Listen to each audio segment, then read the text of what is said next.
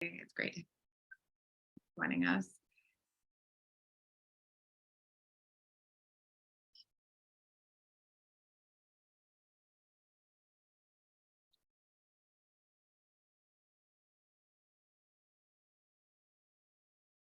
All right, good afternoon, everyone. Happy May. It's beautiful outside here in Louisville. I hope it is where you are too. And it's great to have so many of you joining us today. I know we're going to have people kind of trickling in from the waiting room for the next few minutes, but we appreciate your time this afternoon. For those of you who may be new to these calls and don't know me, I'm Emily Beauregard. I'm the director of Kentucky Voices for Health, and I'm a member of the ThriveKY campaign. I know most of you join us regularly, monthly for these calls, and are probably very familiar with ThriveKY by now. But for those of you who may be joining us for the first time, first, welcome, thanks for coming.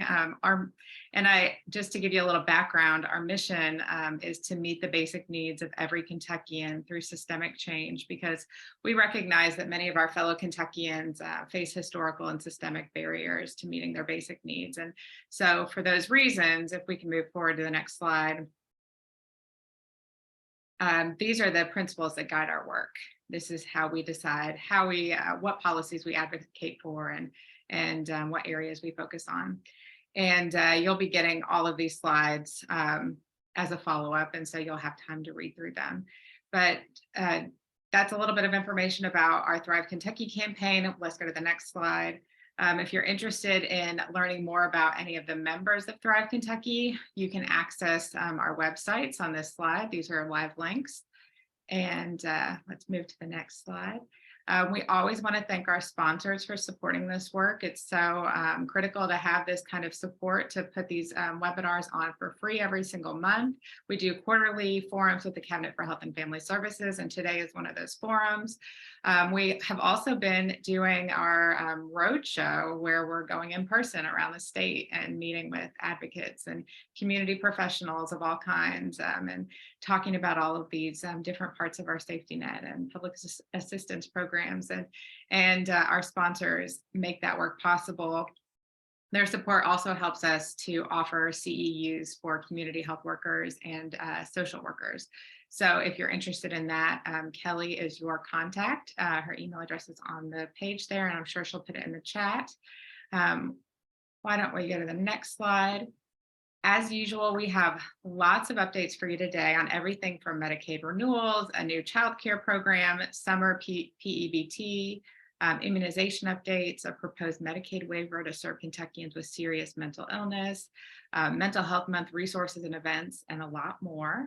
And here to discuss all of these topics with us today, we're really delighted to have on the call Deputy Secretary Carrie Banahan, Medicaid Commissioner Lisa Lee, Medicaid Senior Deputy Commissioner Veronica Judy Cecil, Medicaid Deputy Commissioner Leslie Hoffman, Department for Community-Based Services Acting Commissioner Lisa Dennis, Director of the Division of Family Support Todd Trapp, Division of Child Care Director Andrea Day, Manager of the Kentucky Department for Public Health's Immunization Branch Clinical Program, Dr. Amy Harrington. And if I've missed anybody from the cabinet, please let me know. It's great to have so many folks from the cabinet joining us today and making time for this conversation. We really, really appreciate it.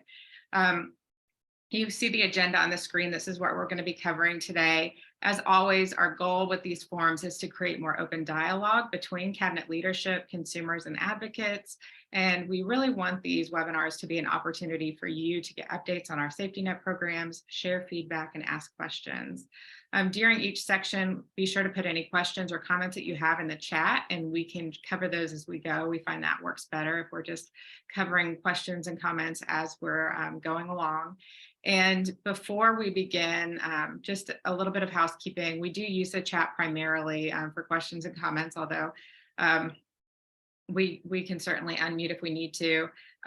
Do keep your line muted though, if you're not speaking, because we have a lot of people on the line today. We are recording this webinar, and we'll send out a link to the recording along with the slide deck and any other materials that we talk about today in a follow-up email, and that email will probably come to you tomorrow. We also include an evaluation because we like your feedback. We want to know what's information that is really beneficial and valuable to you, what information you want more of or less of, and that'll help us plan our next forum with the cabinet. And again, if you're a certified community health worker or a licensed social worker and you want to receive CEUs, be sure to contact Kelly for that. So with that, I'm going to turn it over to our first set of speakers. I believe Priscilla is here to help moderate this, and we have lots of folks from Medicaid today, which is great. So thank you all for joining us. Thanks, Emily. Hi, everyone. If you don't know me, I'm Priscilla Easterling. I'm an outreach coordinator for Kentucky Voices for Health. We are really excited to start talking about Medicaid renewals. Yay. A lot has changed since our last quarterly forum back in February. We are officially in the throes of Medicaid renewals happening and getting restarted. And so there have been a lot of updates. I'm very excited to have Veronica here to give us some updates. And I think you have some slides to share. So I'll turn this over to you. I do. So can you see the slides? Yes, Excellent. It's a pleasure to be here. Thank you. We do look forward to this opportunity to be able to have a dialogue with you all to present some information, but we also want to know what questions you have out there. And it does help, we have a planning meeting and it does help us understand what information that you all need to help us support the Medicaid members. So appreciate all the work you all do along those lines. I am doing an update. So in February, I had a longer presentation, provided that after the meeting. The purpose today is just to provide an update since then on what's been going on. As you know, our renewals have started May 31st, 2023. Anyone with that end date, that coverage renewal date, then has already received a notice. Notices went out around the 1st of April. So we are seeing that happening, and I have some information, some data to provide. This is just a quick reminder. It is a 12-month process. So we start with May renewals, we go through April 2024 renewals, we distributed our population across that 12-month unwinding, taking into consideration our workforce, the number of work days. We also wanted to prioritize some populations so that we can help them and direct and focus efforts in supporting them through their renewal process. So that's what we've been doing. It's leading up to the restart of redeterminations. And you will hear us use redetermination and renewal. They mean the same thing to us. But so just again, over 12 months, couple of different priority populations. What our April and May priorities have been, one of those populations was 65 years and older. So as they start with May, and we've prioritized them to be renewed from May to October.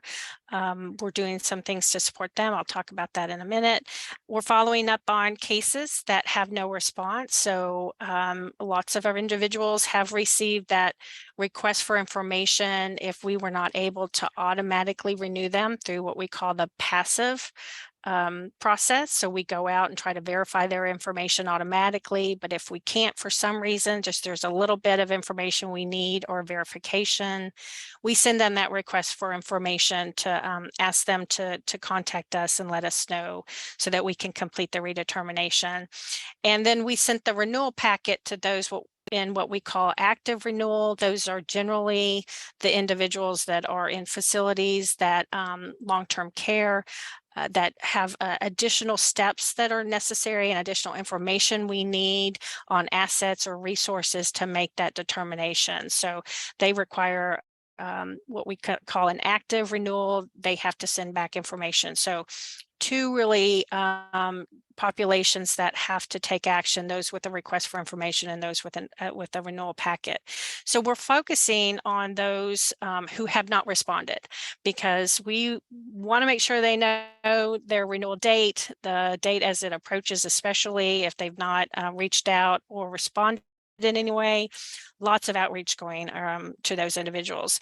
And then just ongoing messaging and communication around the unwinding in general. Meetings like today, going out there, talking with different groups, associations, providers, making sure just everyone understands what's happening. So this was on April 8th, we were required to file a what's called the baseline data report. CMS has a couple of metrics that were part of that report, and that included a snapshot of how many beneficiaries we have, the total number of beneficiaries we have. And so as part of that baseline data report, it was 1,711,650. They also asked how many applications were pending on that snapshot from March, and that was 2,438. So that also includes new enrollments, right? New applications, but CMS just wanted to have a baseline to start then measuring as we move forward through the unwinding period. And then we did have about 575 cases that were pending a hearing. We've been trying to make sure that people have that opportunity to file an appeal, and then we are keeping them covered until that gets completed.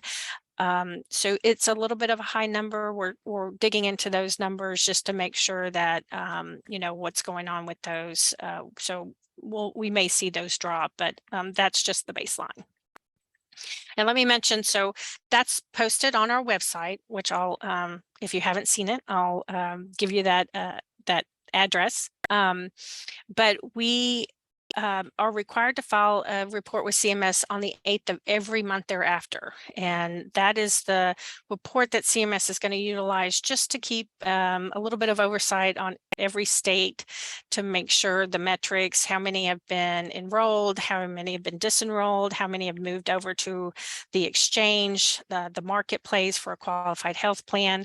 So it's just going to be the way that CMS is monitoring states. So as we file that, our next one is due May 8th. We're working on it right now.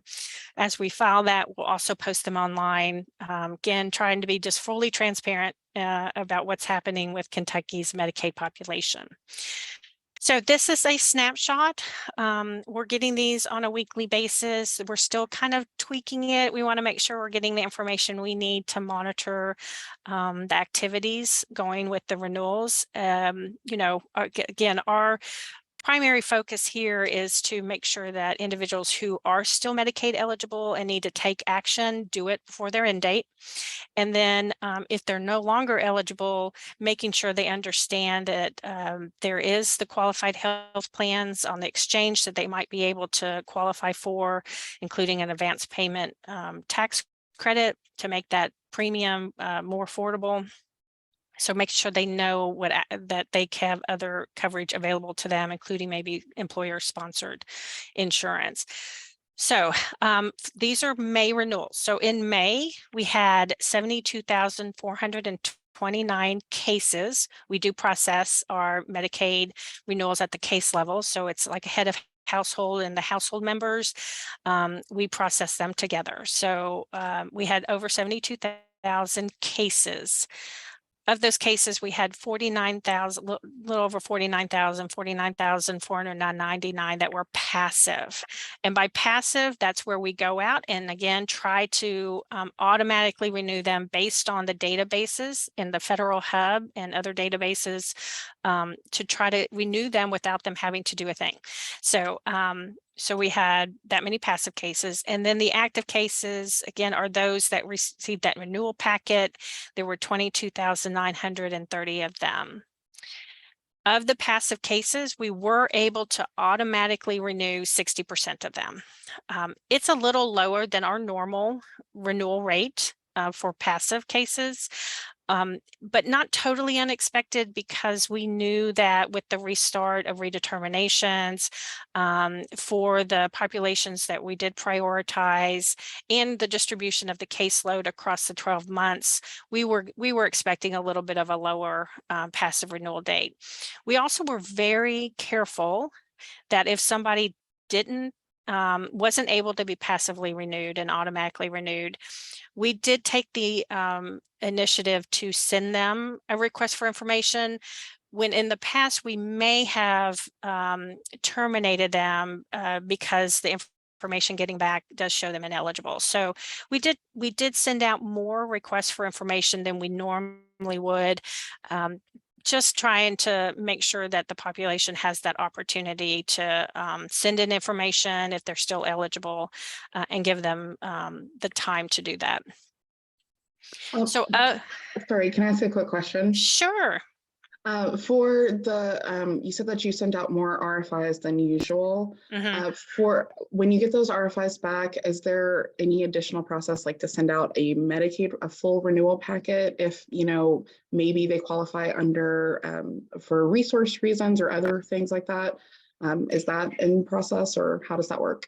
Yeah, so if, let's say, for example, we send out the request for information and a couple of things can happen. One, they can call us or send in information that actually verifies they are eligible. That's the easy one, right? But let's say that there's some additional information we need. They send it in. We will take that information and process this. We do. Our integrated system will check somebody's eligibility based on various categories, various ways. So if they send us information, we absolutely will process that as if it's an application. And if it looks like they're eligible, but there's still something else that's needed, they'll get another request and an opportunity to submit that to us prior to the end date. Yep. Okay, that's helpful. Thank you. I hope that answered your question. So of the active renewal cases, this is a kind of a small number, but we really feel like this is going to start to increase significantly over the next week or two. We've had 1,753 renewals completed. Of those, we were able to determine 1,207 of those as eligible. We did transition 160 of those over to the marketplace, so the state-based exchange connect, so that they could choose a qualified health plan. And then as part of that determination, there were 547 determined ineligible. For those that we've determined ineligible, we are looking at them to see and providing support for them on what are their options if they've been determined ineligible. So again, lots of outreach to those individuals. It's possible that they are eligible for a qualified health plan. We just were not able to make that immediate determination to send them, to transfer them over to the QHP. So we're monitoring all those individuals and doing a lot of outreach. You said that you're looking into who those folks are. Do you have any ideas? Like I know part of the first priority group are Medicare folks. Do you expect some of those folks to be that 547 to be Yes. Medicare? Okay. Yes, I do, definitely. A good portion of those are the Medicare eligible folks. Okay. Yeah. And we are monitoring. We're going to get a little more robust in our evaluation of the data, down more at the population level as we approach kind of the end of this week. So we'll be able to share more information about the populations in general. Perfect. So of the, I mentioned we had the active renewals, we send out notices to them. A large number of requests for information, 19,967. So those are those passive individuals. We just couldn't verify something, but wanted to give them that opportunity to submit information to us. As part of the renewals, we sent out almost 50,000 emails to notify the members that, hey, you've got a renewal on May 31st. So by May 31st. So we did send those out. We also, every single person, every single case that has an active renewal or request for information that's been sent to them has been called. We've called every single household. If we were able to talk with somebody, that's great. if we weren't, if there was a message we could leave, we left a message. And if nobody answered and there was no way to leave a message, they were put on a list to call again. So we're trying to reach every single person going through some type of active renewal that have to take action. And then you see on here, we have nudges. So what a nudge means is we've received information, but not enough, and there's something else we need. So we did call over 4,400 of the households because there was additional, we got something back. There was additional information we needed. And so we reached them and we're able to update their information so that we could continue with the redetermination. And then for the 13th, almost 14,000, those are people who have yet to respond. So as I mentioned, we're really focused on individuals who have not taken action, and will continue to focus on them until their end date. So we did leave messages for about 14,000 that they need to respond to us. Very cool. Are those nudges? Yeah. Sorry. Are the nudges phone calls, emails, texts? Those are phone calls. Yep, okay. Those are actual calls. You also note on here, so we had a little over 1,500 cases where we received the notice as undeliverable. We have taken action on every single one of those. If there was an updated address, we've resent it. If not, we have called the household to get information and make them aware of the undelivered mail. And then we've received over 16,000 calls already related to somebody's renewal. Just a reminder, I like to keep this on here because I want to make sure everybody understands there are multiple ways that a member can respond to a notice: fax or they can scan and fax or mail. They can scan and put it into the Connect account. They can call a connector or the DCBS office hotline. They can go visit a connector or an insurance agent. Insurance agents can also help with Medicaid renewals and the local DCBS office. So multiple ways. And I'm sorry, Priscilla, did you have another question? Oh yeah, there's a question in the chat. Do you know what number shows up on individuals' caller IDs? Because it would be helpful if folks can reassure their clients that it's a legit number. I do, but I don't have it at the top of my brain. So I will be happy to check that after I'm done presenting and provide that. But we have taken great lengths to make sure that people understand who's calling. Thank you. Also, just to remember, we just remind individuals that there are people in your community that can help you. So there are connectors and insurance agents throughout the state. We do have the SHIP hotline, that's the State Health Insurance Assistance Program, SHIP. They're the ones that can help individuals age 65 and older with that Medicare enrollment. They're specialized, they know how to do it.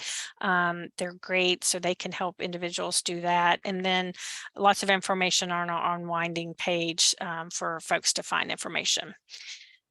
This is just, you've seen this before, but we've condensed it to one slide just to remind everybody. May 11th in some flexibilities, some we've been able to extend, and some we put permanently into place, like our telehealth expansion. We do have a Kentucky PHE flexibility tracker that's on our website. It's a very comprehensive document, several pages long, that tracks every flexibility Kentucky implemented and our decision on whether we can end or extend or we put it into place. I do want to note one thing, and that is originally we were under the impression, because nothing had come out, that the use of non-HIPAA compliant platforms was going to continue through December of 2024. And that followed along with the telehealth audio only that the federal law extended until that date. The Office of Civil Rights recently sent out notice that they are actually providing a 90-day transition period for providers to get into compliance with using HIPAA compliant platforms. We have no control over this. We have to follow the Office of Civil Rights, but we're making sure that providers and everyone else understands that this is happening.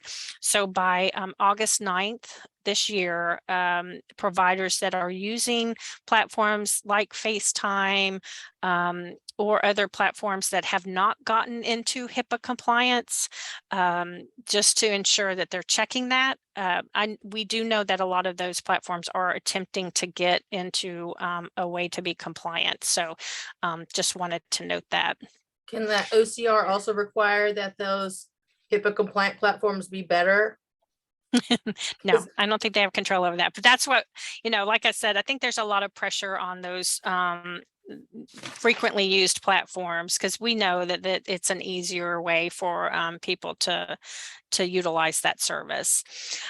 So lots of proactive approaches to helping members, and I've mentioned a few of them, but just the managed care organizations are reaching out to their members just as much as we are to understand when their renewal date is and whether or not they have to take action. We're providing lists to them on, as the end date approaches, on who still hasn't taken action. We've notified them of who has transferred over to a qualified or potentially eligible for qualified health plan, to reach out to them, make sure they understand that they can apply for that and how to do that, and to connect them with an insurance agent or connector to take that action. We've got two changes to systems I'm going to go over in just a second. One was to our Kentucky level of care that's utilized by our long-term care facilities, and then Kentucky Health Net, and which is the database that providers go into to check eligibility. And I'll go over those two in just a minute. But I mentioned our contact center outreaching to everyone. Every single household that has somebody with a renewal date that hasn't taken action or needs to take action is receiving a call from us. We're tracking the return mail, as I mentioned, and taking action on those to make sure that people understand that a notice was sent to them. A lot of work with our providers and their associations, wanting to find ways to interact with this population to try to help them, make sure they get renewed if they're still eligible. We changed our Kentucky Health Net. We added the redetermination date on there, so providers can now go in. When a Medicaid member comes into their office, they can see when that member is up for redetermination.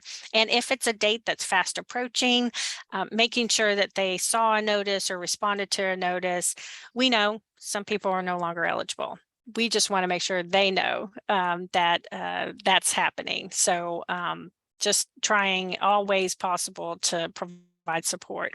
And we're doing a lot of outreach to providers to make them aware of how, what actions can they take in addition to that to help that member. We just launched, go ahead. Jump in real quick.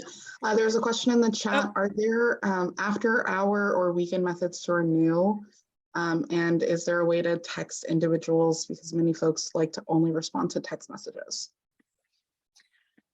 Can you ask the question again? I'm sorry. Yeah, so are there after hour or weekend methods to renew, which I would say is connect? Yes, so thank you. Back here on this, we do have on Saturdays, we have time for we have availability on one of our hotlines, so definitely that. But Connect can be accessed 24/7. So if someone has a Connect account, they absolutely can get on the Connect account and provide the response to the notice, including documentations. They can take a picture on their phone and upload it. So that Connect account is available 24/7 for individuals. Awesome. And then the second part of the question, is there a way to text individuals? Because there are many folks who only like to respond to text messages, but not so much phone calls. Oh, yes. So I should mention that while we're calling, we are also texting and emailing. We're contacting them pretty much by any mode of communication we have on file with them. And we've been asking them to try to keep their phone number and email addresses up to date, mailing addresses as well, because that's important for them to receive their notices. But if it changes at any time, to make sure that they're submitting that to us. But yes, we are texting, and we have a dedicated texting campaign for those individuals. Awesome. Great Thank you. questions. Yeah. So I mentioned the Kentucky level of care or clock system is now, there's a report in there that just went live that allows any of our nursing facilities, our ICFs, any of the facility providers to be able to pull a report to find their patient's redetermination date. And that helps them forecast when they are, especially if there's a large number, but it can also help them forecast when they're going to need to take action on behalf of their patients. Veronica, and can you go back to that for just a second? That's super interesting. So that's the nursing facilities, intermediate care facilities. That's a different access point than like a lot of like primary care providers would use. That's correct. Right? That's correct. That's correct. Yeah. This is like more like waiver specific folks. That is correct. Perhaps the most engaged and fearful right now. Yes. This is fantastic. Yes. And we have been working just as much as the MCOs for managed care. We've been doing the same for fee for service, making sure the providers, because it's a little bit of a different situation, that they understand how to pull this information. We've also spoken to a few that, they're a little fearful of renewals restarting, because that's a lot of work to do, to help support that member through that renewal process. A lot of documents you have to gather. And so we're working with those facilities, and if they need additional assistance, we're working with them to see what we can do to help provide some support to them, including maybe having a connector assist that facility with entering the information into Connect to try to help facilitate that redetermination. So lots of work going on in this. And then we have a specific FAQ directed to the 1915C population and the providers on our website. And I mentioned our website, lots of information being added daily. If you haven't checked it out, please do. We are looking at, maybe reorganizing it a little bit to make it more user-friendly as we add information. But what we're trying to put on there are help aids, guides, 1-pager, 2-pagers, provider, stakeholder specific, so provider resources. There's a resource out there for providers that they can walks them through how to find it on the redetermination day on a Connect, and how to connect a member to assistance. The hotline numbers really there and available, easy to see. All of our stakeholder meetings have been recorded and put on there, and all of our any updates to our presentation have been put there. We also have a frequently asked question document that we're continually updating based on questions that come in. So highly recommend checking that out. And then, if you haven't liked us or followed us on one of our social media, Facebook, Twitter, or Instagram, you just need to do one, because what we post on one, we post on all three. But it is the best way to find out what's happening with all things unwinding and redeterminations. We recently were made aware of a scam, and so we quickly got information up on our social media to make individuals aware of the scam. And we're constantly, we found out about one of them through a national meeting that we had, came back, even though we hadn't anything reported in our state about it, we just went ahead and was proactive about getting something out there. So just the quickest, easiest way for us to communicate with all stakeholders about what's happening. And then we do have an ongoing monthly stakeholder meeting where we'll be talking about about our unwinding data, what trends we're seeing, just to provide that update. And certainly anyone is welcome to join that. It will be recorded and posted afterwards if you can't make it at 11 o'clock Eastern time, but it's also an opportunity for individuals or for anyone to submit questions to us. So that is that. You're getting so good at this presentation. You just roll right through. That's so much information. That is a lot of great information that you've shared with us, a lot of great data and metrics. It sounds like Kentucky is really moving along and things are going pretty well. I know we're almost at time, so I will, are there any other last minute questions before we turn this over? And move on Wait, to did Veronica plug the Reconnect tour? I know the registration is Yes. closed, I guess, but yeah. I did not. I mean, we do have a provider forum. It's the Medicaid Reconnect tour for providers. We used to, prior to the pandemic, have an annual forums across the state for providers. So we did just restart those, and we have Florence and Somerset and another Frankfurt one. But I think registration is closed. It's been very popular. You know, Veronica, as part of that Reconnect tour, I know you all are sharing information about community health worker billing. Do you have just any highlights or updates that you can share right now with our group? Commissioner, do you want to take that? Oh, great. Commissioner Lee, thank you. I didn't see you there. Glad you're with us. Yeah, so happy to be here. So House Bill 525 that passed in the 22 legislative session stated that Kentucky Medicaid would find a way to reimburse for community health workers. And we did just that. We did lots of research, and we completed a state plan that was approved earlier this year, and we can begin paying for community health workers on July the 1st of 2023 this year. There's a little bit of an internal work group together to make sure that all of our systems are changes are in place. They're developing an FAQ that we can distribute and put online for questions and answers related to community health workers that will bill. Services, we have covered services for community health workers, and those services have to be ordered by a physician assistant, a nurse practitioner, a certified nurse midwife, or a dentist. And the services include health system navigation, helping individuals navigate the healthcare system, connecting them with providers, health promotion and coaching, helping them understand the importance of healthcare, and again, how to navigate that system.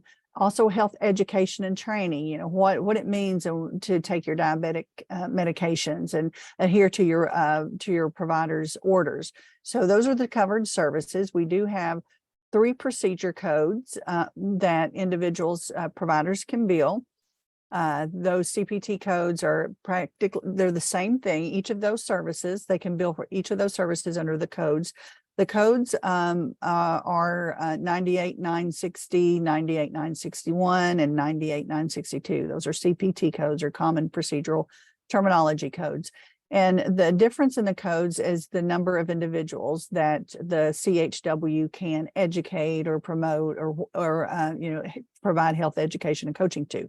So the first code, they can bill for 1 patient. The second code, they can bill up to 2 to 4. And then the third code is for 5 to 8 individuals. And that's the maximum that they would be able to bill. And we have a whole array of providers that can bill for community health worker services, including dentists. The hospitals have a little bit of a different arrangement with community health workers, and they will utilize community health workers, but not bill for them, because we have a special arrangement with hospitals that promote quality, and they have to meet certain quality measures. So hospitals will continue to utilize community health workers, but cannot bill for them. Federally qualified healthcare centers and rural healthcare clinics can bill for community health worker services.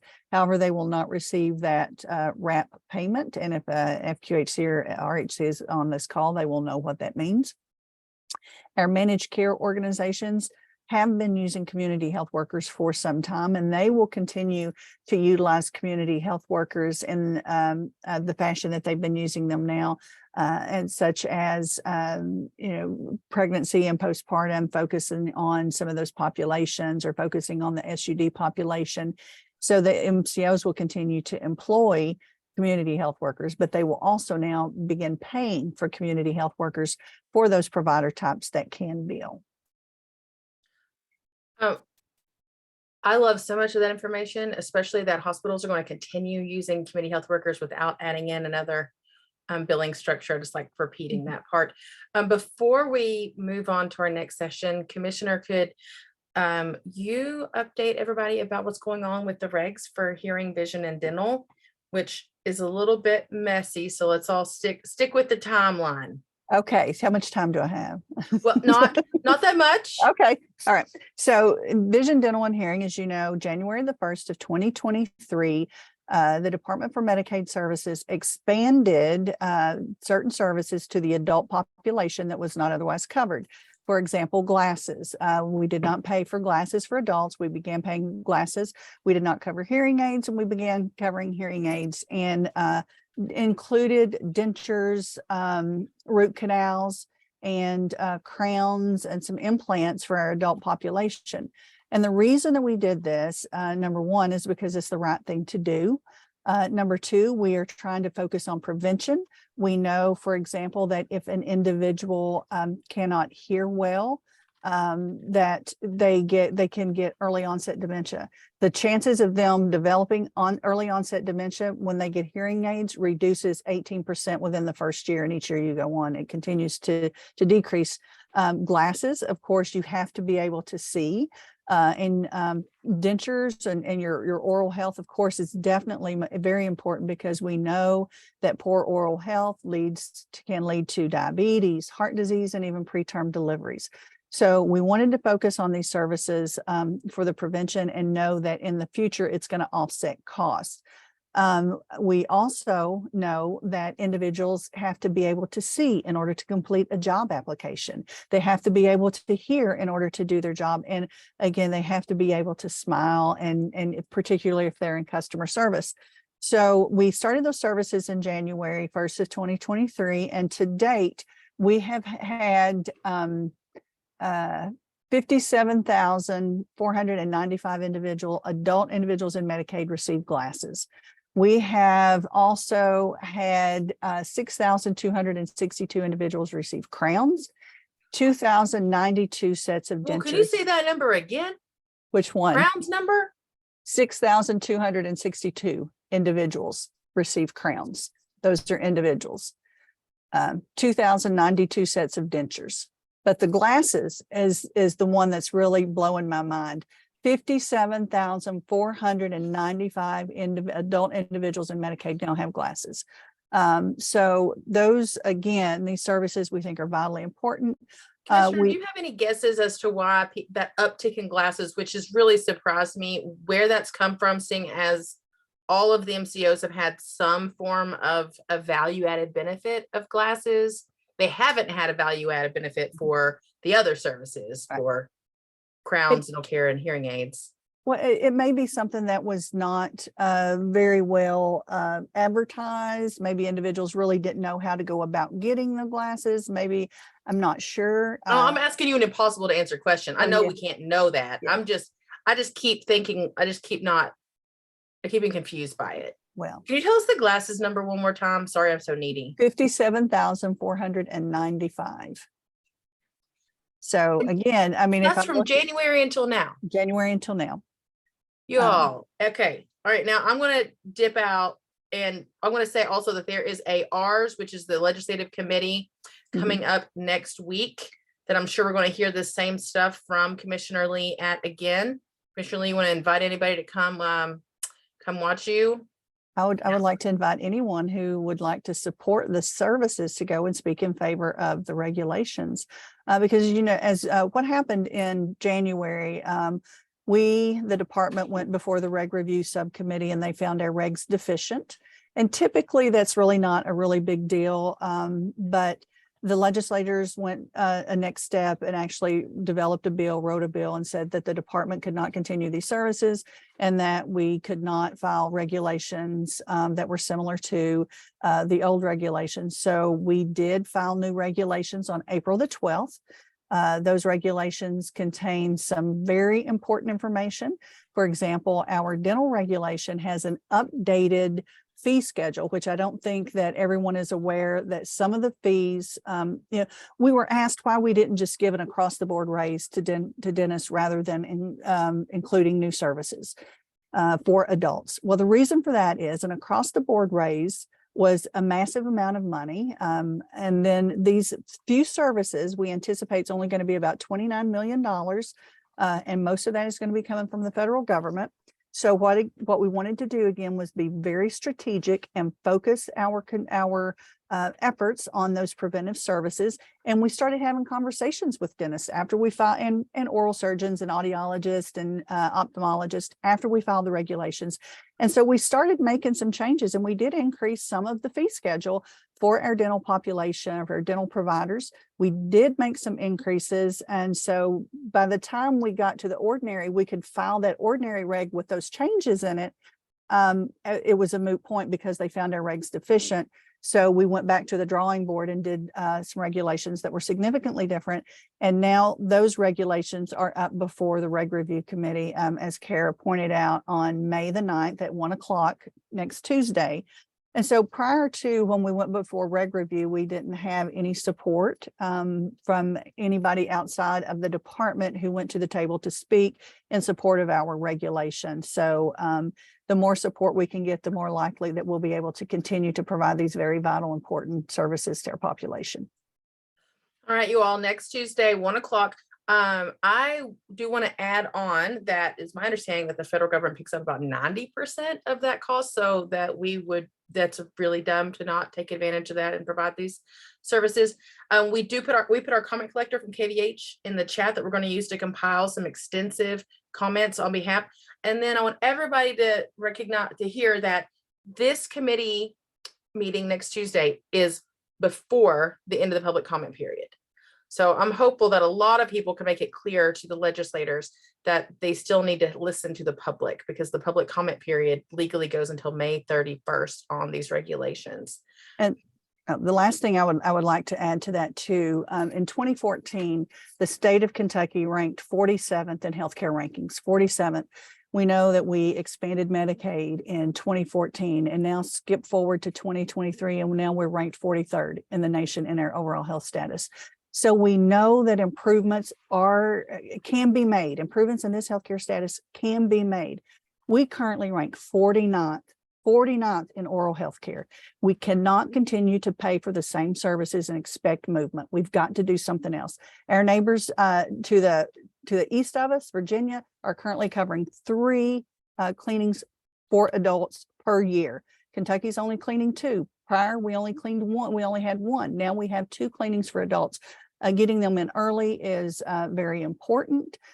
We also know that that oral health care is health care, and it's so vital. I mean, all of these services are vital to an individual's well-being. We've heard great stories from individuals who have received dentures. For example, I received an email from a gentleman who continued to wear his mask all during COVID, even up until currently when the mask mandate was no longer in play, or, mask, you didn't have to wear a mask, but he said he wore it because he did not have teeth, and now he has dentures and he does not wear his mask anymore. And so I think that stories like that are the ones that we would love to hear if we could, find somebody to definitely support these efforts. Well, if any of those people that have shared those stories with you, feel free to give them my information, KVH's information, and we will support them getting to Frankfurt and participating, and supportive in explaining the process and what's happening. So if anybody on here knows anyone who might have a story they're willing to share, be willing to talk in Frankfurt, but isn't sure exactly how to go about doing that, we will help. We will help get them there. We will help show them where to go, what to do, what it's going to be like, prep them so they're not by themselves. And I'll put okay. And then now we'll move on, because I'm sure I've run over 20 minutes. But thank you. It's a big deal. It is a big deal. I'm defending myself here that it's a big deal. And yes, I just said it's more important than immunocompromised Kentuckians, which is a pretty jerk thing to do, but go ahead. We'll move on to, is Kelly doing that? We're gonna cram quite a bit into the rest of the day. So I do apologize for folks if we go fast. Please remember that everything you hear today, we will send in a follow-up email with resources, links, all the good stuff. Before I pass the virtual mic off to Dr. Harrington, who is joining us from KDPH today, I just want to drop these links in the chat for Immunize Kentucky's 2023 Immunization Summit next week. Registration is still open. If you are not subscribed to their emails and updates, it is a robust set of tools and kind of bringing all of the immunization players in the room to the same space. So what better way to celebrate Mental Health Month than giving yourself the peace of mind that your children are protected against deadly disease? And with that, Dr. Harrington, I'm going to let you take the virtual mic and talk to us about what ACIP, the FDA, and CDC have changed recently and what that means for Kentuckians accessing vaccinations. Sure, thanks so much. So what I'm going to talk about today are changes in the COVID vaccine administration. So we know that in the fall, well, I will say we anticipate in the fall that the COVID vaccine will be commercialized, and how that will be operationalized at this point has not been determined. But at this point, COVID vaccine is free and available to everyone that's 6 months or older. On April 19th, the FDA made some recommendations on changes to the Moderna and Pfizer vaccine, which was then transitioned to ACIP for discussion, and then the CDC made recommendations. That makes those schedules much simpler and easier to follow.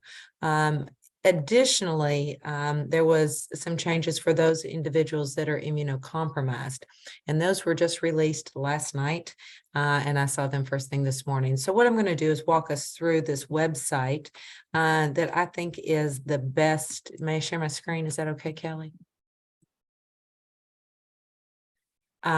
Is the best tool to use. So this is the interim clinical considerations. And this is the website that the CDC uses to update everybody on changes to the COVID vaccine. What I like about it is no matter what the changes are, the URL stays the same. So you're seeing the most up to date. As you see, this last update was on May 1st, 2023. If you were to print out this document, it's about 100 pages. So I'm going to share with you the way that I utilize it to get the most, in addition to review it. When I get questions about what vaccine should I get, in this document, there's a table 1 and a table 2. For those that are not immunocompromised, it breaks those vaccines down into ages. So it's 6 months to 4 years old, 5 years old, 6 to 11, and then 12 and older. Gone is the monovalent vaccine. That's no longer authorized in the United States. The only vaccine that is authorized is the bivalent. And so if you're unvaccinated, if you've received 1 dose, 2 doses, and a bivalent, which became available in the fall, then what does that regimen look like for all these ages? I like this because it's very simple and simplistic to understand, and it provides the date range. Some of you may ask, why is there an age range of 4 to 8 weeks? That's a little difficult to understand. So as you're thinking about vaccination for yourself or those that you represent, think about the community load. You can find that information on the KY COVID website, which gives you the incidence and occurrence of COVID in the community. And so you know, are you in a green county, an orange county, a yellow county, or a red county? Also, what type of work do you do? If you were a stay-at-home mom and you always wear your mask and you go to the grocery store, once a week, and that's mainly your outing, but your kids are in public school, I might recommend like a 4-week interval. But if you really aren't around lots of people, you can really stretch that out to the 8 week period. And so that range allows you to really look at the population that you're with, and how you interact with the public in order to understand your exposure rate and make recommendations. So as I shared, this table 1 is broken down into ages. Now, the big change, besides simplifying the vaccine regimen and not having the monovalent available any longer, just the bivalent, there is a recommendation for individuals that are 65 and older. And there's this people who are 65 and older have the option to receive an additional bivalent at least 4 months after their first bivalent dose. So many of us received our first bivalent in the fall. And so clearly you're 4 months out from that. And so individuals can have that vaccine. Now, if you're immunocompromised, if you know of anyone that has vaccine hesitance, while these changes were mRNA specific, if you know anyone that has vaccine hesitance, Novavax is available. Remember, Novavax is a traditional vaccine made comparable to hepatitis or a tetanus. So if someone is concerned about that mRNA technology, Novavax might be a great vaccine to offer. It is monovalent, but it does provide that traditional technology that was used. And then I'm going to scroll down. Sorry for driving fast. But table 2 is specifically for those individuals that are immunocompromised. And in addition to the recommendations that we discussed earlier, the monovalent going away, and that bivalent dosing, instead of that range, you're going to see a standard 3 weeks for Moderna and Pfizer. The 3-week regimen and the 4-week regimen, because those individuals are immunocompromised. They're at high risk for critical illness if they were to develop COVID. So we want their doses closer together, which is really important. They also have these footnotes at the end of each one of the tables, and specifically, I'm going to highlight this. Further additional homologous bivalent, which means if you got Pfizer, stay with Pfizer. If you got Moderna, stay with Moderna. Doses may be administered informed by clinical judgment of the healthcare provider and personal preference and circumstances. Any further additional dose should be administered 2 months after the last dose. So if you've already received a bivalent and you're immunocompromised, then you can receive a second, a third, and thereafter additional doses following guidance by your physician based on your immune status, as well as the regimen of having those 2 months after the previous dosing. Let's see. That is the same for every age group. That footnote is in the below each table for every age group. And so that's the big change. For the immunocompromised as well, 65 and older can receive their additional dose, and then the immunocompromised messaging. I'm going to stop. I think that's great. Those are really the high points for folks to take away. That and yours truly took her 2 little babies. We had begun the monovalent series, but not begun the bivalent series. But because of those changes last week, they got their little bivalent shots on their chunky little legs. So it is available. I hope folks are using vaccines.gov to access those. And again, if you're working with anyone immunocompromised of any age or individual 65 and older, they are also eligible now for additional bivalent vaccines. As new guidance comes out later this year for a possible seasonal program, like we see with the flu, we'll certainly give you those sorts of updates. And I know we need to quickly move on, but Dr. Harrington, if you could just quickly describe what the Vaccines for Children's program is, just to kind of segue slightly. And then Veronica or Commissioner Lee, if you're still with us, kind of do a brief description of what the emergency regulations that were adopted last month mean as far as access for Medicaid, children using Medicaid and CHFS for their health care. Well, I think there's a couple of things to note. Number one, with the end of the healthcare emergency, the pandemic that occurs next week. There is a PrEP Act that was tied to that, and the PrEP Act had three components, and one of those allowed pharmacists to administer vaccines, regular school age, traditional childhood vaccines to children down to the age of 3. As of next week, that ends.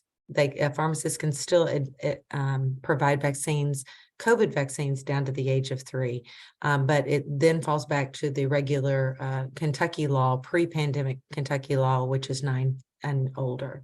So we are losing a point of access to care for those individuals between 3 and 8 who would have used a pharmacy for their vaccines. And so I think that's concerning. The other thing, as we look at commercialization, what we know is our manufacturers will be getting together in May and identifying a strain by June for a fall release of a COVID vaccine. At this point, the technology isn't there for a combined flu and COVID in the future, but we will see a new vaccine in the fall with the most up-to-date strains, and we should anticipate that from mRNA, Moderna, Pfizer, and Novavax. And the Vaccine for Children's program is a program that was established through the federal government that provides vaccines for children for those that are and underinsured or Medicaid recipients. And so providers are provided vaccine free that they keep in their office to administer vaccines to those children. We have many providers throughout the state that do contribute to the VFC program. And then recently, Medicaid has worked to kind of increase that access, and I'll hand that torch over to Lisa Lee. Thank you, Amy. So our regulations, as Amy has stated, we had a contract with the Department for Public Health related to our VFC program for CHIP children. So CHIP has been around for a long time. And when states were first implemented CHIP across the nation, states were given 3 options. They could expand their child population in Medicaid, they could create a totally separate program, or they could do a combination. Kentucky chose to do a combination program, and as that separate program had a small number of individuals in it. And what we discovered is that because we had a separate program, the design of the separate program excluded certain services from the CHIP, that separate CHIP population. It excluded non-emergency medical transportation, and it excluded the EPSDT benefit. And it also excluded the vaccines. We could not allow them to get free vaccines. So the children did receive free vaccines through the Vaccines for Children's program, and the department reimbursed public health for those costs. So what we recently did is we combined our program. We now have one single program for our CHIP, and it's all the Medicaid expansion. All children receive services, the exact same services now. So all children can get that NEMT benefit. They can get that EPSDT benefit, which also includes school-based services, and they get free vaccines, and we don't have to do all of the administrative work on the back end. And so as we were making some of these changes, we heard from some providers who did not, and I think Amy spoke to this earlier, who did not want to enroll in the VFC program or were not enrolled in the VFC program. We only reimbursed a vaccine administration fee of $3.30, and we would not reimburse the cost of the vaccine unless the provider was enrolled in the VFC program. So we changed that to allow the $3.30 vaccine for the providers. And if a provider is not enrolled in the VFC program, we will allow them to bill for the cost of the vaccine now. So we do think that that's going to increase access, particularly for some of those providers who did not, for some reason, want to enroll in the VFC program. I think that's great. It's baby steps towards tearing down some of those basic barriers that were unintended to in the first place of being there. And so hopefully more kids in Kentucky will have that access. Would love to keep talking about it, but we are really short on time. So I am going to go ahead and pass the virtual mic to Jessica so we can get started on food, PEBT, SNAP, and I think Todd is still with us.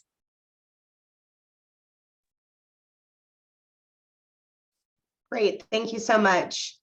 Yes, I know we're speeding things up a little bit, and I know we have a lot to cover in the food section.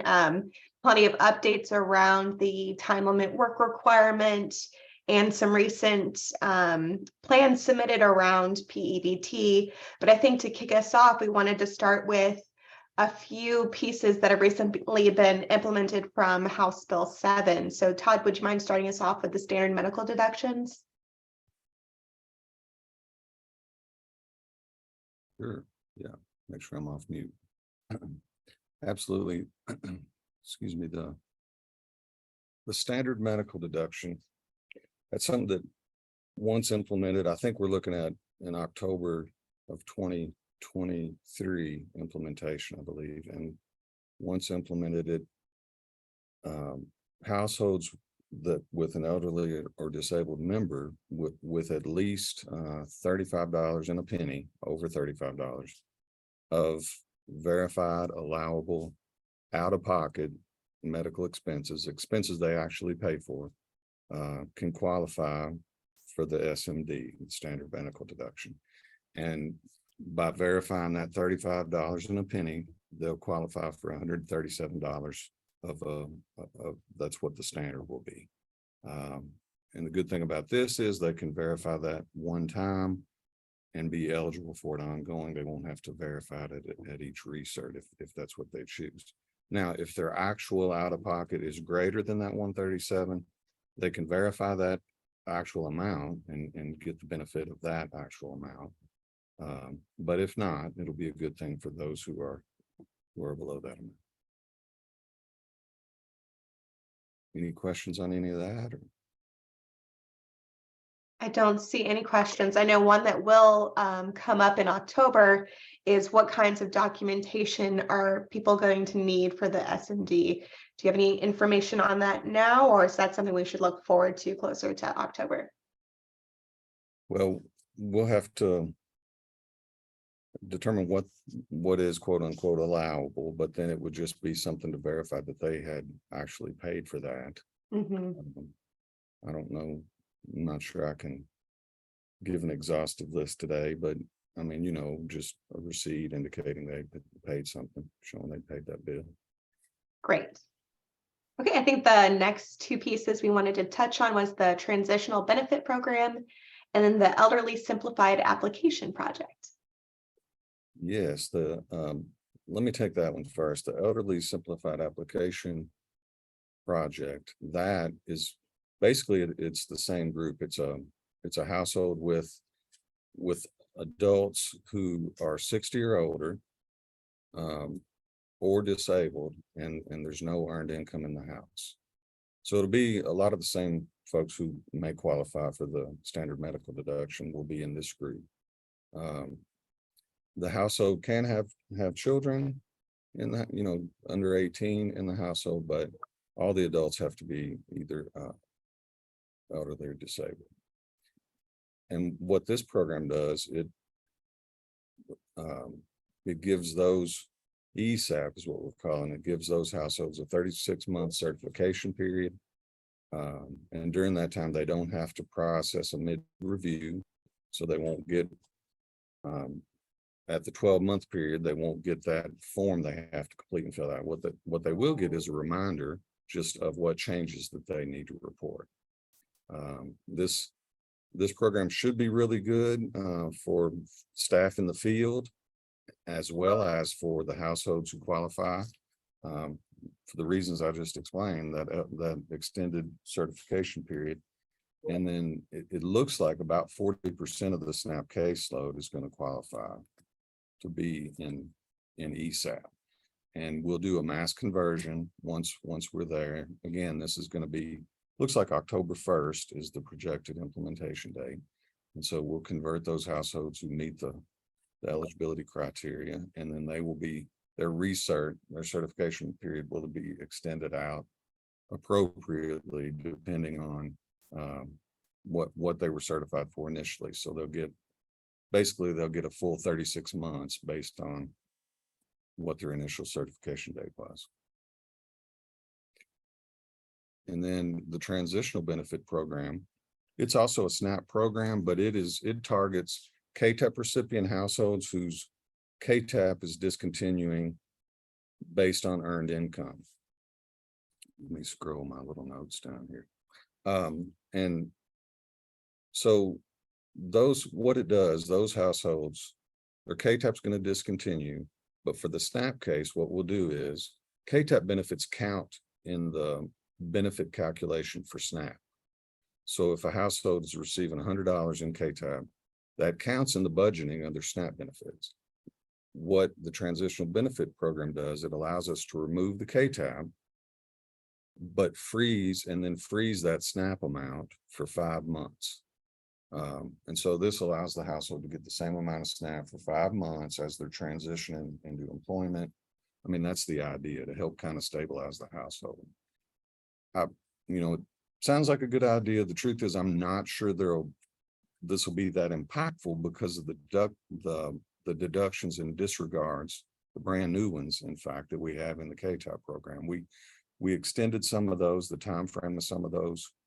There's an income disregard that lasts 6 months, and then there's a 50% income deduction that lasts 6 months. And so by the time a household uses those, they've been employed for a year. So we'll see. I mean, it could be helpful, but I'm just not sure of the interaction. For those who do transition to this program, they'll also get the work incentive bonus, which is also something that we increased. It's a program that's been around for a while, but we just recently increased that monthly payment to $200. And it also is available to those households transitioning off KTAP due to earned income. Now they can get it for 12 months. They can get it for once in a lifetime, but it's 12 cumulative months of those $200 payments, monthly payments. So just wanted to mention that, plug that while we're talking about the transitional benefit. Any other Great. questions about that? Thank you. I do see one question about ESAP, and it's that would that include grandparents raising grandchildren? If there's a child in the home, would somebody still be eligible if they're over 60? Yes. Okay, great. I think yes. Mhm. I think yes to both. If they fall into that eligibility group and they have their grandchild, then yes, they will, as long as there's no other adults that are not elderly or disabled in the household. Okay, well, it sounds like we'll be learning more about those 3 components as they move forward in October. I think the last piece we really wanted to run through today was if you could talk a little bit. I know we mentioned work requirements last time, but since that's coming up soon, if you wouldn't mind running through who is eligible for those work requirements and the timeline again, I think that would be helpful for folks. Yes, as of July 1st, we'll have this is due to the end of the public health emergency. And so as of July 1st, we'll have the ABOD time limits will apply in 81 counties in Kentucky. So if you're an able-bodied adult and you don't have a child living in the household with you, then you're going to be subject to those requirements. That means you have to be either working or participating in an allowable activity 20 hours a week to meet that requirement. And if you're not meeting that requirement, you can only receive SNAP for 3 months in a 36-month period. Now, to start July, there won't be anybody in Kentucky with any non-compliant months. So everybody will have those 3 months that I just mentioned to try to become compliant if they're in one of those 81 counties. And I think somebody's posted the exempted county. Oh, that was I did, yes. So those counties have an exemption. The other 81 do not. So if you're in one of those, you have to meet the requirement. The SNAP employment and training program is available in all counties, and an ABOD can use that, can volunteer to participate in that. And by so doing, they will meet the requirement. So we'll be sending notices out this month to all the ABODs in those counties, letting them know what the requirements are and what they can do to meet those requirements and what happens if they don't. And then we'll also be training staff toward the end of this month.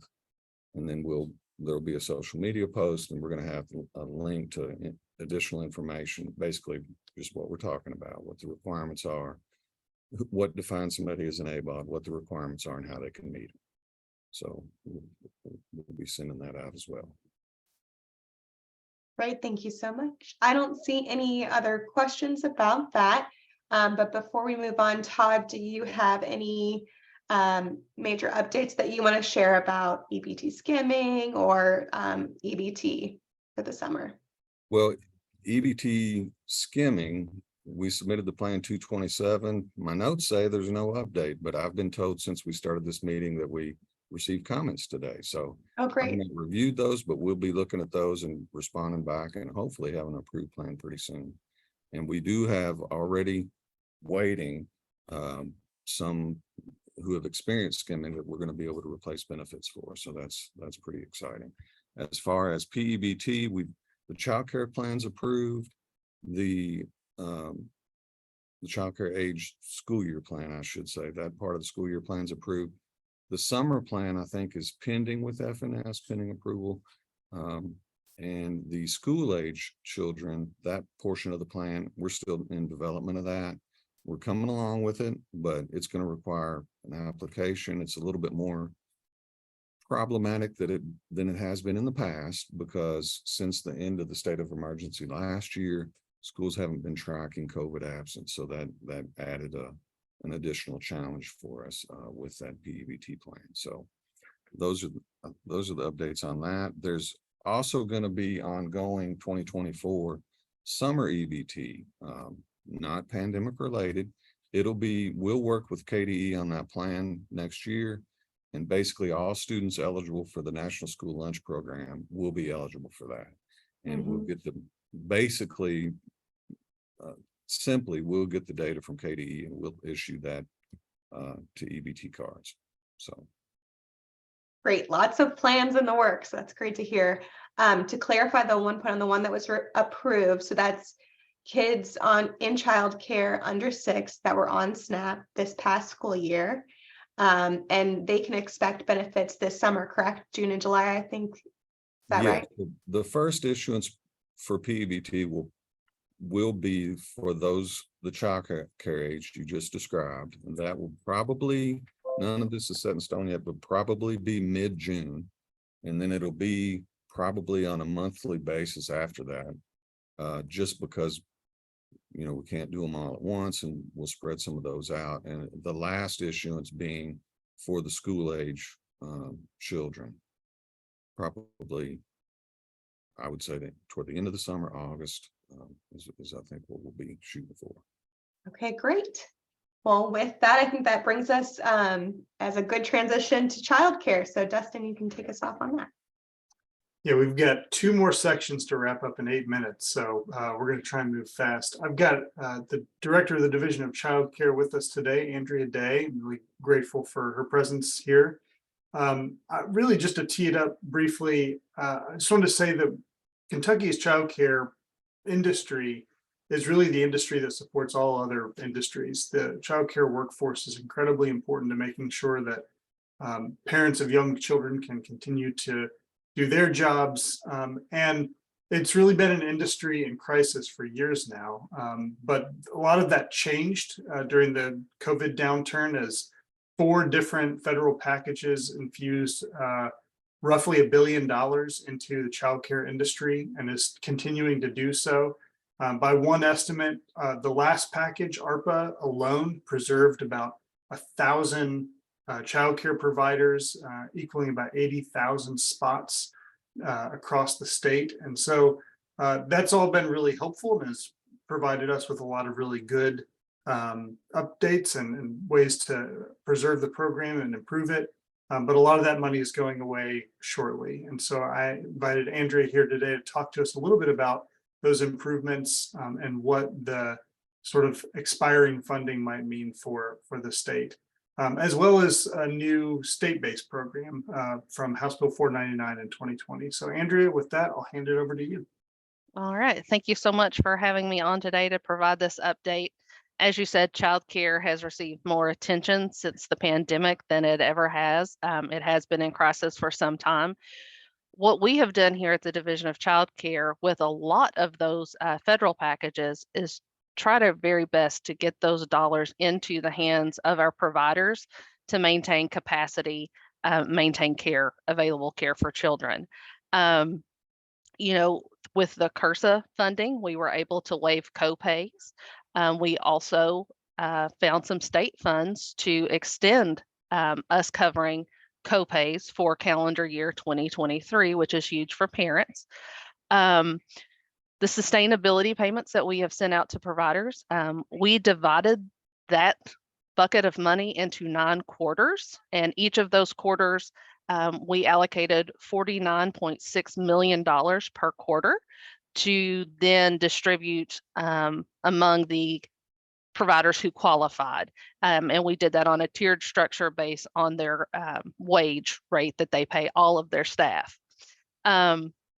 We have 2 more of those payments left to go, July, and we'll be doing one in September. What we have also identified some additional funding to be able to make an additional sustainability payment that's not tied to ARPA. Now, we have not made a statewide announcement of that because, again, we have 2 ARPA stabilization payments to make before then, but we also have to decide, how are we going to distribute those funds? Are we going to, you know, follow the same formula that we use for ARPA funding, or is there some new way that we could hit more providers? So we are currently working with our third-party vendor to identify really the most equitable way to distribute those funds, and hopefully we'll be making that payment in December. Again, we've not made a huge announcement about that. We will as we get closer to that date, to let our providers know, you know, there's still some help that's coming around the corner.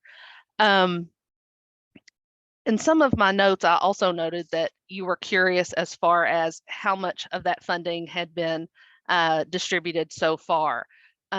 We have distributed $347 million of the 347 million of the 470 million. So that shows that we are on target and how we are spending that funding.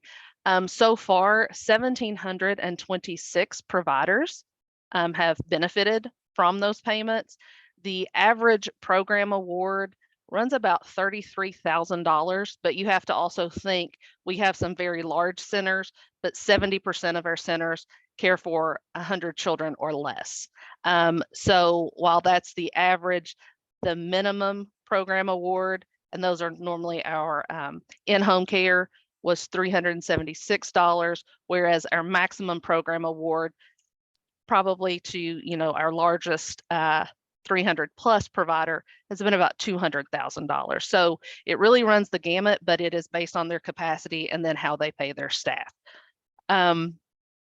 We are still reimbursing at a higher rate. We're about the 80th percentile of the market rate survey, which we're very proud of because that's more money for our providers, and that goes more to quality care. We also are still paying on enrollment versus attendance. And again, that is a benefit to our providers so that whether the child is there or not, that slot is paid for. And that is another sustainability effort. As you mentioned, House Bill 499 created the Employee Child Care Assistance Partnership Program. That we started taking applications April 2nd. It has been slow going, I will say. We've had 20 applications so far. And it really kind of showed us that we need to be better at telling our story and sharing information, because out of those, one was denied because they're CCAP eligible. And there were 13 that would have qualified for the child care income exclusion that we have been offering to that population since October. So we're going to be better about our outreach and think of more innovative ways to communicate that to our local communities. But I will say I did attend a conference this past week in North Carolina. I shared with the commissioner, I felt like a rock star because when I said I was from Kentucky, they were like, "Oh, you have the Employee Child Care Assistance Partnership." and they were with the Committee for Economic Development. So all eyes are on Kentucky for some of the innovative ways we are trying to sustain childcare here.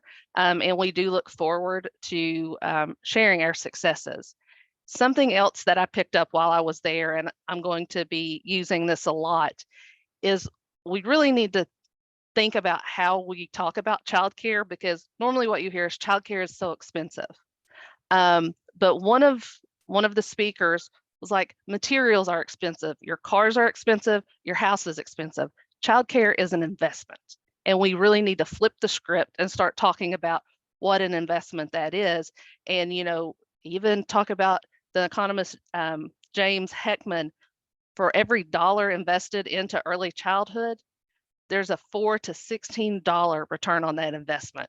So I think if we as a state agency, and then this group as well, really try to reframe that conversation, I think it will also change the public's perception of it's not just childcare, but it is an investment in a child's life, which then has greater impacts on schooling, future workforce, and really a business's bottom line at the end of the day about the quality of the folks that they are employing. So that was a lot of information crammed into about 5 minutes. But does anybody have any questions or?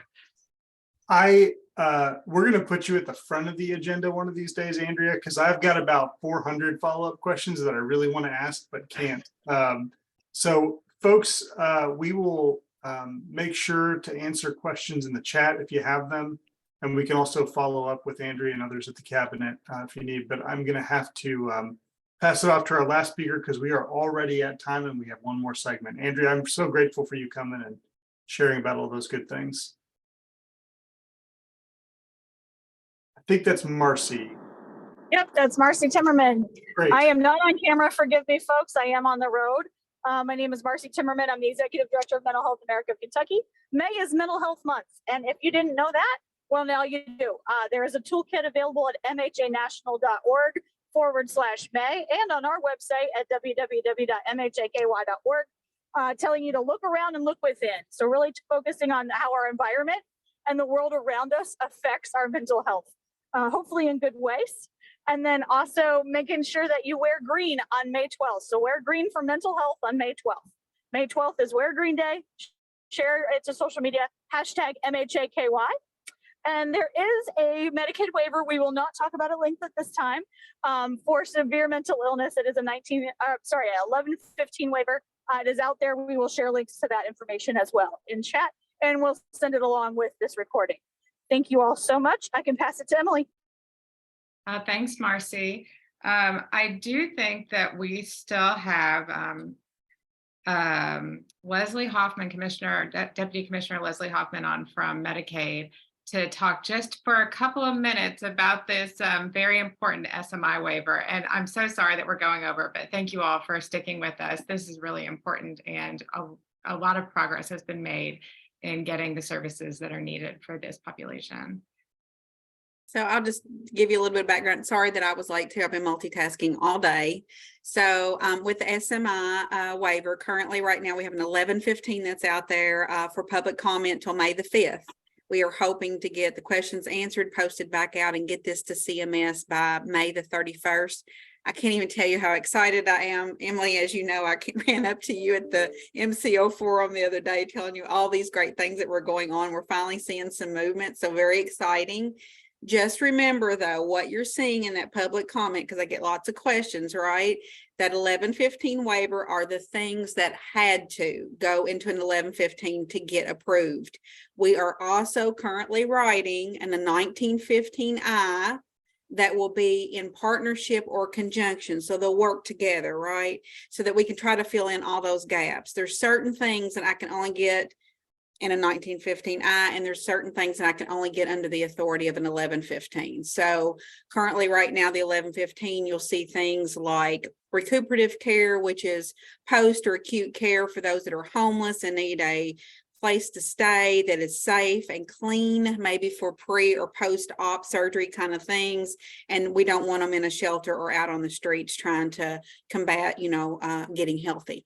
So that's recuperative care. You'll see that in the federal world called medical respite.